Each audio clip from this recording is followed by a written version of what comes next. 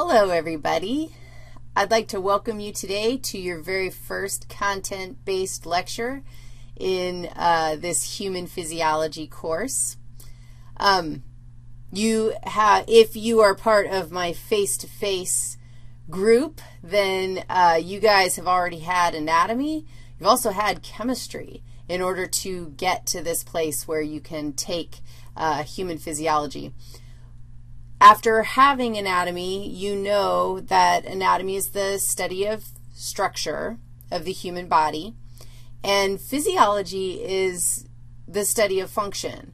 But because you've already had anatomy, you know that, dude, we can't separate structure and function. So having a class that is labeled anatomy, implying that all you study is structure, is really misleading because you can't separate the two. In this class, while we will focus more on function, we'll definitely rely a lot on our anatomy that we've already got in our pockets. Physiology is very chemical, and the topic of today's lecture is homeostasis, which is one of the most significant themes that we will discuss and revisit over and over and over again throughout the course. And so I've actually dedicated, this is a new development, to dedicate an entire lecture just to the topic of homeostasis.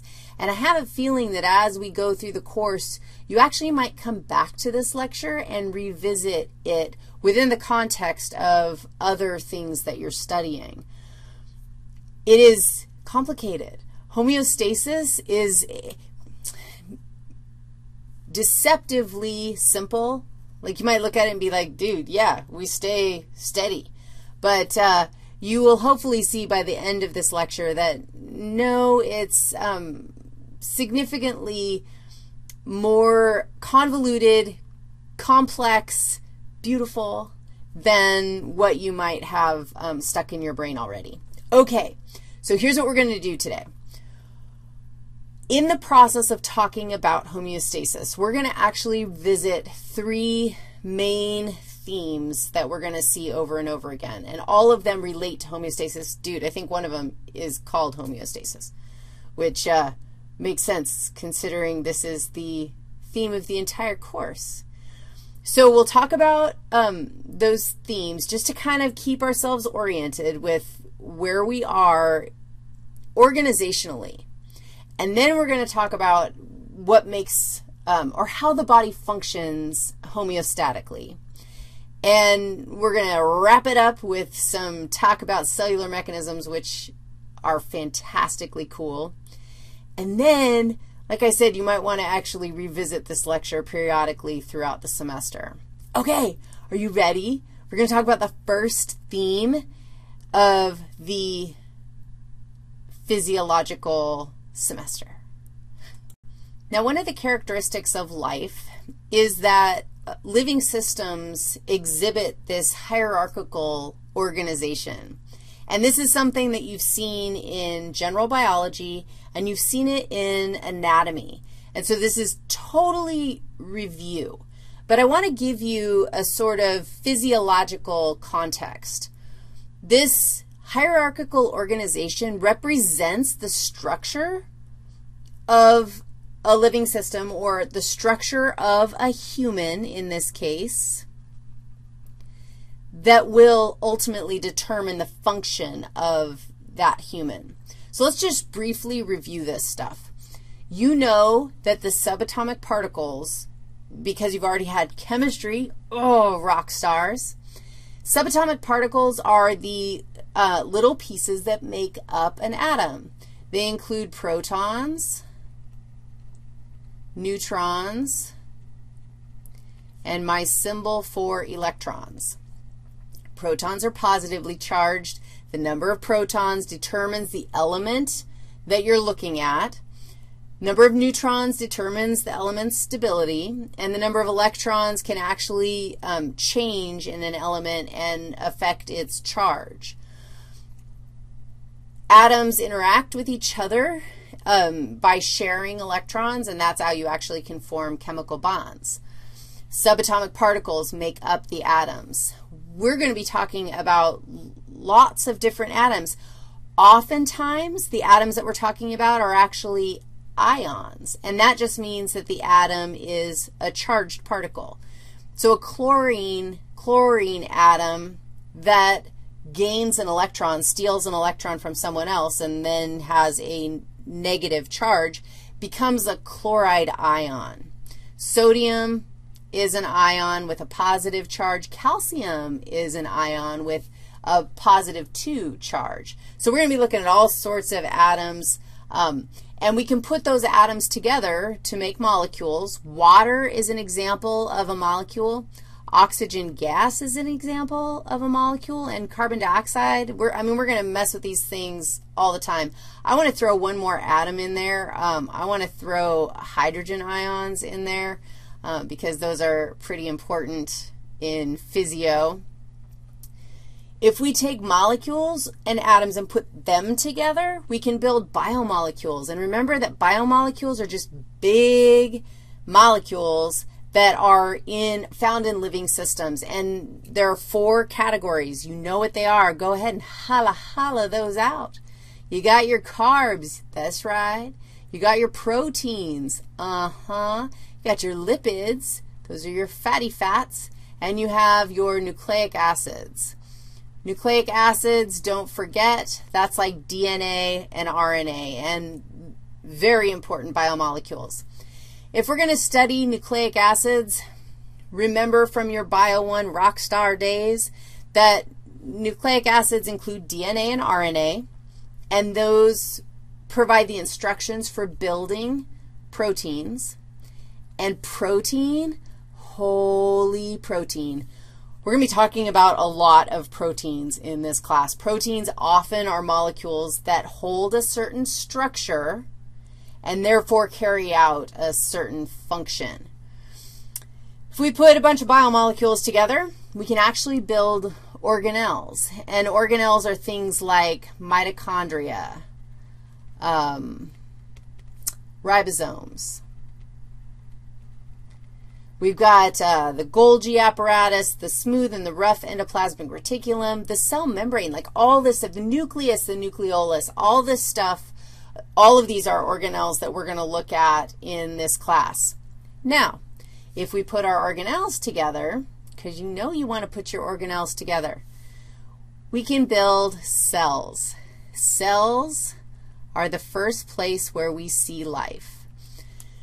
In physio, we'll look at cells and we'll look at how they do the things that they do, how they're talking to each other, how they're producing hormones, how they're responding to hormones. We definitely are functioning in a cellular level of organization. We're learning about how the body functions at a cellular level of organization. But what we know from anatomy is that we can put together cells, multiple different kinds of cells, and we can ask them to function together in a common function, and that is a tissue. So cells, and let's just make a note that that was different kinds of cells that work together for a common function. And yes, I shorthanded that whole thing. But you know what I mean, because you are histology superstars. I love histology. If we put together our cells, we can build tissues. If we put together tissues, multiple different tissues working together for a common function, we can end up with organs. And our organs can be put together, like multiple organs can work together for a common function. Let's just include that in all of these definitions. So organs are tissues working together, and organ systems are organs working together. And the organism is the whole shebang. It's the whole set of organ systems working together to maintain a common function. Now, in the next section, we're going to be looking at the organism level. because we're going to talk about how organ systems maintain homeostasis. And in order to talk about homeostasis, we sort of have to define it. It's a novel concept. Let's do that. Let's dive into homeostasis. Okay, so I have a definition for you up here for what homeostasis actually is, and it's good to have a sense. So let's dissect this definition so that we can break down the nuances. Homeostasis is the maintenance of a relatively constant internal environment, and organ systems work together to maintain homeostasis in the human body. So notice that we're talking about a relatively constant internal environment. So in a homeostatic system, it isn't like your body temperature is maintained at 98.6 all the time. And if you go to 98.7, you are now out of homeostasis. It's a relatively constant maintenance, which means you kind of go all over the place. You kind of range within a set range. And the parameter that you're maintaining in the internal environment stays mostly constant in that zone. That's an important point. Another important point, and possibly more important for our original discussion of homeostasis, is this concept of the internal environment. What is that? Hopefully you are sort of going, it's inside the body? Yeah, but we can actually define that, the internal environment, very specifically. The internal environment, okay, well, let's start out by looking at the fact that basically you are a bag of fluid. So I'm going to draw you a picture of the human. Look, the human, and watch. Oh, yes, that is the human. Now, in the human, approximately 60% of the human is fluid of some sort. And the other 40%, what is the other 40%? Now think about this for a second.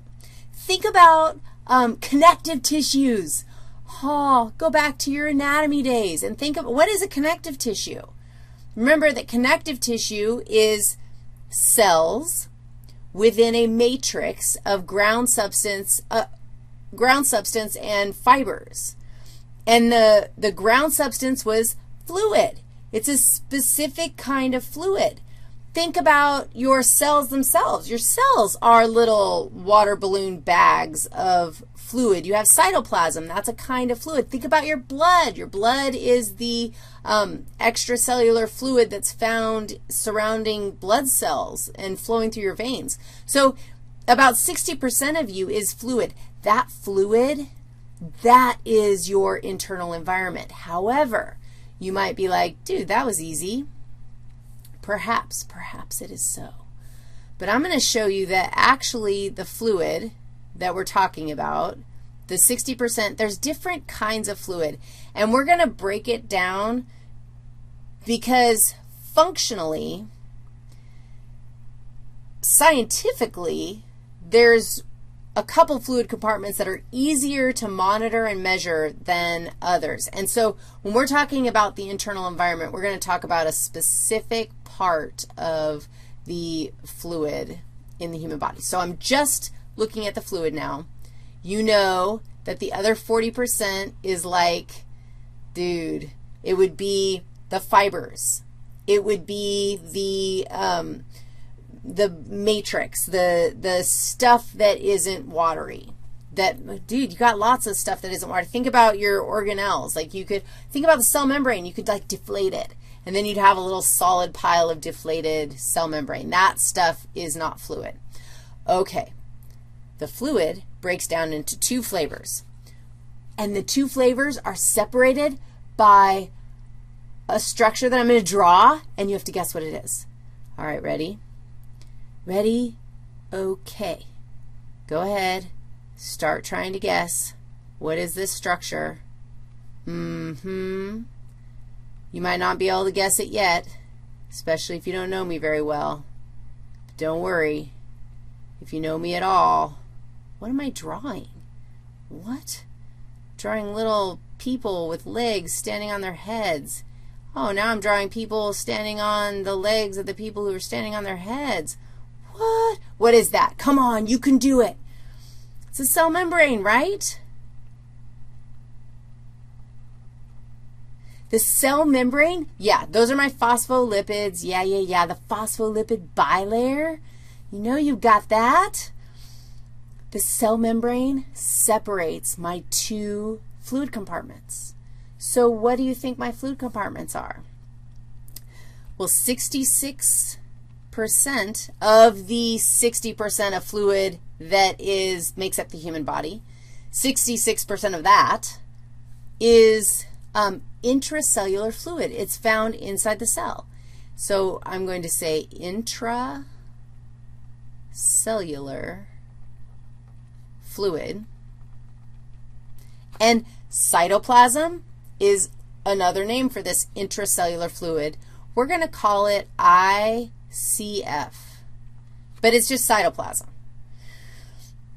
66% of the fluid in your body is intracellular fluid, so 2/3 of it. But functionally, you can't really tell a whole lot about the state of the intracellular fluid. Different cells with different functions have different characteristics in their intracellular fluid. So maintaining a relatively constant internal environment really doesn't deal with the intracellular fluid. If you wanted to measure a quality of the intracellular fluid, you'd have to consider where you are, and then you'd have to measure every single cell, and that's kind of crazy. Why not just measure, what do you think, the 34%, which is the extracellular fluid. Extracellular. That says extracellular fluid, and I'm just going to tell you, I'm not going to write fluid, but it's ECF. Now, extracellular fluid is found outside of the cells. The ground substance in connective tissue is extracellular fluid, but extracellular fluid has two different flavors. So if we were to take our extracellular fluid and do a little, blow-up version. What? A blow-up version? Nobody knows. You're going to end up with two kinds of extracellular fluid.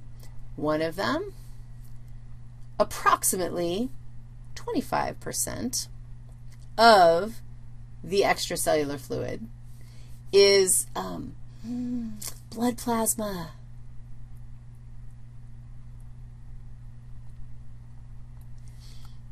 So we refer to that as plasma. So if you hear us talking about plasma, we're talking about blood plasma. And that's an important extracellular fluid, which means 75% is a type of fluid called interstitial fluid. And interstitial fluid, I would argue that blood plasma is actually a specialized type of interstitial fluid, but interstitial fluid is the fluid between cells in the tissues. So you have your intracellular fluid, your cytoplasm, and your extracellular fluid, which we have two flavors that we sort of keep track of. Back to homeostasis. Homeostasis is the maintenance of a relatively constant extracellular fluid. And I just want to make a note that this right here was the fluid in the body. So we had the human, the fluid that makes up the human, and the extracellular fluid. And we've broken those down. Extracellular fluid is where we maintain homeostasis. Now, if we're going to maintain homeostasis, and I told you that organ systems do this, they have to have a way of coordinating action. And so I want to talk about that theme in physiology in just a second. So far, we've looked at two themes in physiology. Structure determines function. Function is physio. And body systems work together to maintain homeostasis. That brings us like directly into our third theme, which is if you're going to work together to maintain homeostasis, you got to communicate. And this is, you can think about your anatomical experience, and you can come up with some very solid examples of how body systems might communicate with each other. The first communicating system that I think of is the nervous system. The second one is the endocrine system. And in fact, lecture number 3 in this series is all about how the body systems, tools, mechanisms that the body systems use to communicate with each other. So we're going to see it over and over again. There's all sorts of messages being sent, messages being received, action being carried out based on those messages. And all of it is coordinated, which is pretty incredible when you think about it. I mean, it's a daily thing that I am going through human physiology just with my mind blown at how complex and coordinated and lovely the whole thing is. So let's talk about those organ systems, because we know that they work together. We know they have to communicate with each other. We know they maintain homeostasis. Let's just do a brief overview of like how do they maintain homeostasis? What are they doing? What? This is like a fast, super fast, like crazy speed through the course. But that doesn't mean that you don't finish the course. You have to finish the course. Okay, be right back. So organ systems work together to maintain homeostasis. Now, we're going to talk about the role each organ system plays in the maintenance of homeostasis. And I have some images, just general images of organ systems, and I just want to give a real quick woof woof to the OpenStax team, because they have, like, dude, let's just talk about this for a second. OpenStax has created all these incredibly high-quality textbooks that are completely free. What? You can go online and you can get this anatomy and physiology textbook completely free. I use their images in as much as I can because everything is free and open. I can modify it, I can change it, whatever. So you can go search for these things. If you're interested in access to these images, that's where I'm getting them. Okay. So we're going to look at specific roles of organ systems related to homeostasis. And let me start out by saying not everything that an organ system does is homeostatic. So there are things that organ systems do that don't have anything to do with homeostasis. There are things that organisms do that don't have anything to do with homeostasis. Homeostasis must be related to the extracellular fluid. In this class, you're going to have an integration project. One piece of the integration project is how the topic that you choose relates to homeostasis. So somehow you have to choose a topic that relates to the extracellular fluid. If you can't do that, then you don't have a topic that's going to work for that project. So circulatory system. I hope that even after just this conversation so far, I hope that you have a sense that, dude, the circulatory system or the cardiovascular system is all about circulating. That's a circulating extracellular fluid. The circulatory system is about exchanging and maintaining extracellular fluid. Circulatory system brings in nutrients to cells, maintains ion concentrations, and takes waste far away. So it is able to circulate and manage the state of the extracellular fluid. There are multiple body systems that are involved in nutrient acquisition and basically any raw materials required for metabolism. So I have 4 body systems here that play a role in getting materials for metabolism. That's metabolism. Oh, geez. That says metabolism. How does that affect the extracellular fluid? Well, you need energy in order to do all the other functions. Circulatory system is not going to work unless you have a heart that is beating, and you need metabolic reactions in order to make that happen. So the materials that you need for those metabolic reactions come from the digestive system. That's where you get your glucose, your proteins, your nucleic acids. All of those raw materials come through the digestive system. The respiratory system. What are the raw materials related to metabolism that you get in the respiratory system? Oxygen. How about musculoskeletal system? Like, what is this? Why are they involved in getting materials? Dude, you got to go out and hunt for your food. You got to go get it. Go to the store. It takes muscles, and muscles work only because they are attached to bones. Okay, so we get some energy. My next set of little body systems, these guys are all involved in waste removal. And they are involved in the removal of wastes that if they aren't removed, they contaminate the extracellular fluid.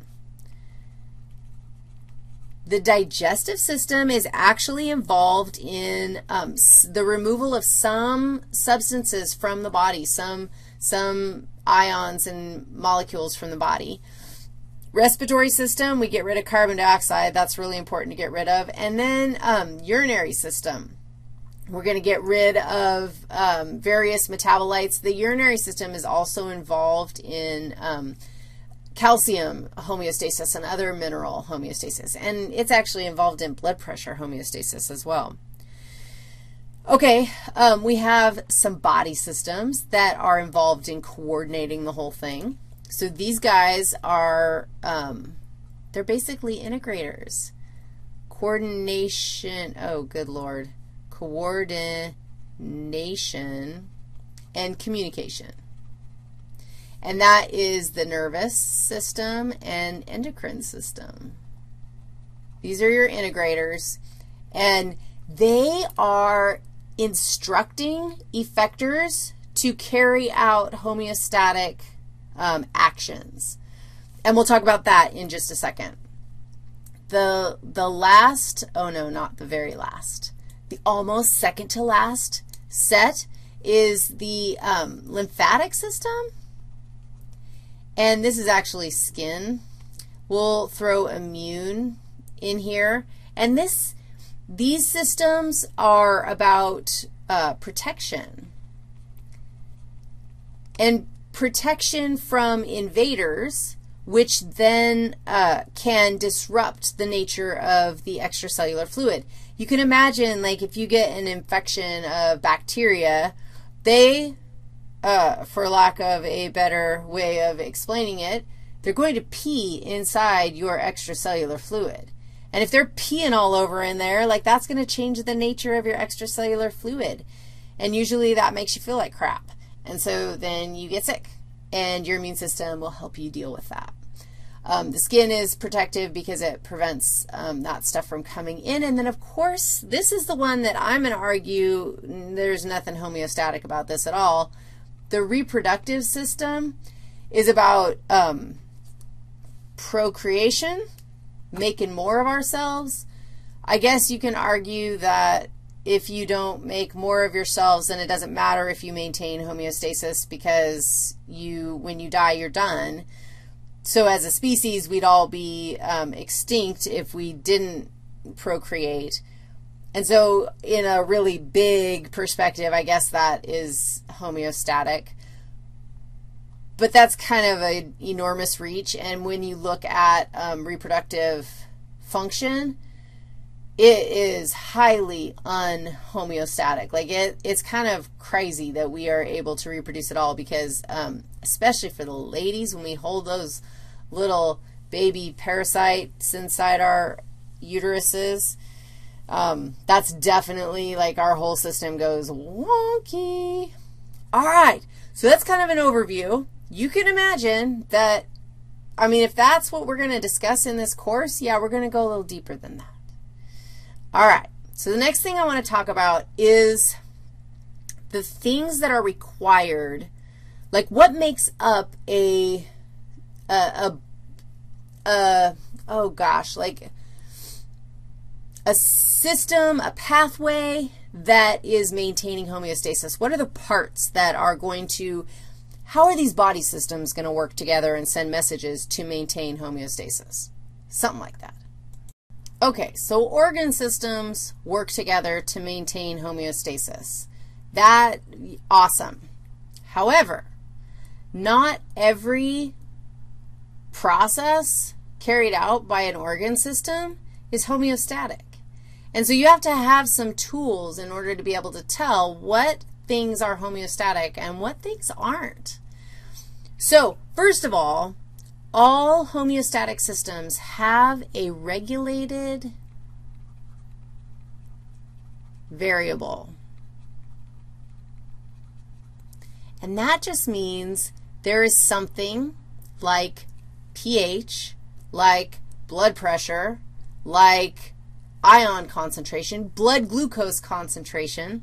There's some variable that is related to the extracellular fluid that's maintained in a relatively constant state. This is the first thing. The regulated variable must be related to the extracellular fluid. This, if you can't make a connection, there are all sorts of processes that have nothing to do with the extracellular fluid, and we're still going to study them, and they're awesome and super interesting, but they're not homeostatic.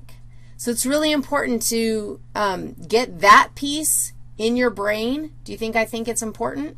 Yes, I do. It must relate. There must be a regulated variable related to the extracellular fluid. The regulated variable must be, okay, the regulated variable, any changes in the regulated variable, that's a delta signal, and it means change. And so changes to the regulated variable must be detected by some sort of sensor. Now, this is vague. Holy cow, it could be any kind of a sensor. I'm just going to draw you a picture because my brain processes visually. And this is like a little receptor. This is Joe the cell. There's his nucleus. And this is a cellular receptor. In my scenario here, whatever the regulated variable is, it's changes in the regulated variable. So changes in blood glucose concentration, changes in blood pressure are detected by a sensor. The sensor has to then generate some kind of a signal. So it has to generate a signal, some sort of communication message as a result of detecting the change. So change happens, and the sensor has to generate a message. It's often referred to as an error signal because the message isn't going to be sent if you are in a homeostatic range. It's if you go outside of that, if things are looking bad, if you're going outside of the range, a signal is generated. The sensor sends a message. You tell me, who are we going to send the message to? This hopefully looks sort of familiar to you. We're actually going to send the message to a control center. What's the control center, you guys? Those of you who have had me for anatomy know that I'm obsessed with these kinds of pathways. This is your integrator. If we're talking about a neural pathway or even any other kind of pathway, the integrator is the place where the error signal is sent. The message, the afferent path, delivers often the error message. The integrator somehow has to have a set point. So the error message comes in. The integrator has to have a way of saying, okay, that temperature is a little bit low from my set point. Set point implies that it's a one number. It's a range. Then we already talked about that. The integrator then sends or coordinates an output order or an output message, which is a command. It's a message to whom? Who are we sending the next message to? We're going to send the message to someone who's going to do something, and that is either my effector or target. Excuse me. And the target is going to do something.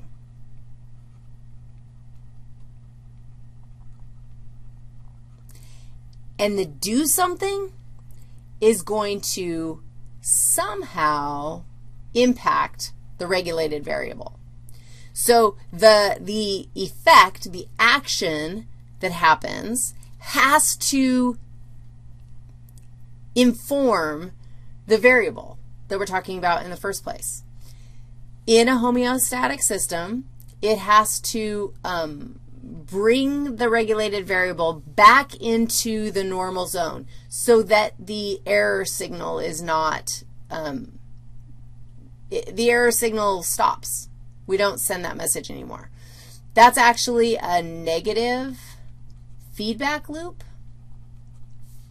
If the output, if the action carried out by the effector or the target is functions to remove the original stimulus, which was the change detected by the sensor, then that's a negative feedback loop. There are positive feedback loops. Positive feedback loops are going to increase the stimulus. Positive feedback loops I don't think are ever homeostatic, and we can talk about that more later. Okay, so in the next section, what I want to talk about is like what kinds of things are regulated variables? Like what are we talking about here? Because you have to have some sense of what are these regulated variables you speak of.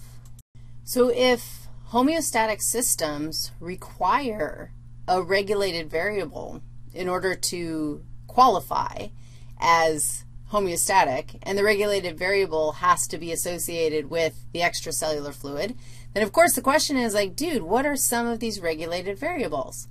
Well, I have a paper that I have been referring to often in preparation for teaching physio because homeostasis is such an important concept. And this is the information on the paper if you want to go look it up. I'm actually going to post it in our learning management system. I'll post it in Canvas, so if you guys want to check this thing out. But there is a chart in this paper that is actually kind of awesome. It talks about a bunch of different regulated variables, and it even includes the range, like the physiological range that sort of functions as the set point.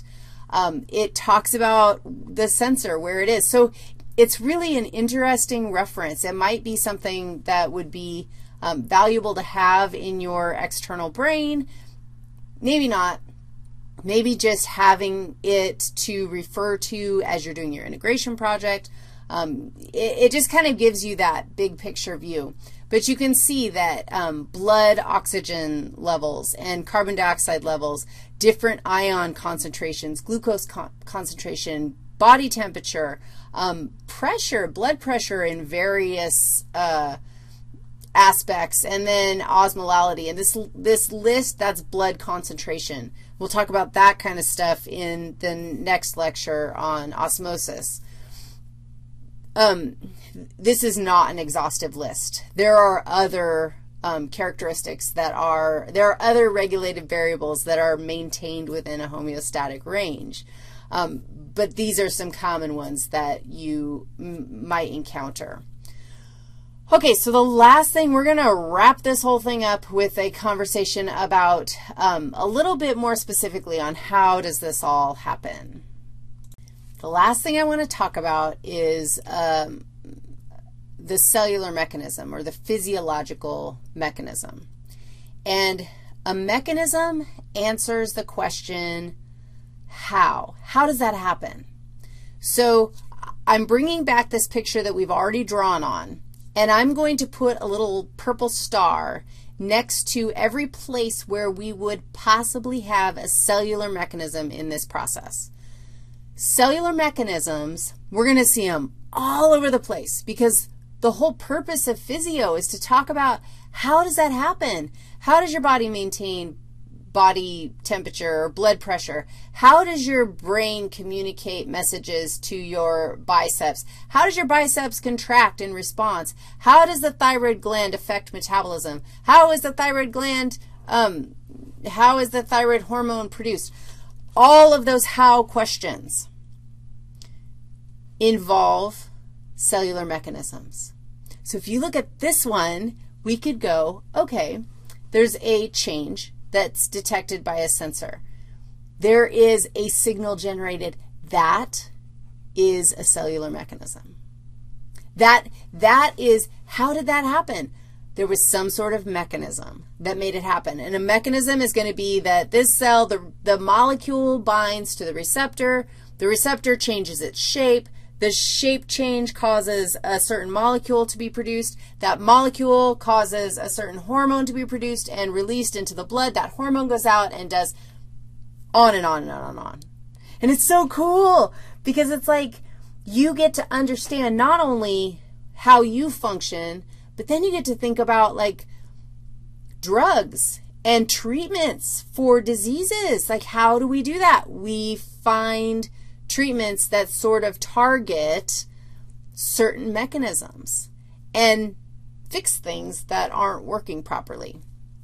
The message, the output message often is going to have a cellular mechanism. The process of comparing from an input message to some set point, like that's a cellular mechanism. The do something is a cellular mechanism. Like all of that stuff, all of these places are places where molecular activities are happening. Molecular processes are taking place, resulting in big picture function. Okay, that was your very first lecture. And I'm not even going to talk about where we're going next. But stay tuned because the next lecture is coming up soon. Okay, except you don't care because the next lecture is coming up when you, whatever. My YouTube students, stay tuned. My hometown students, you guys just study. Okay, I'll talk to y'all later.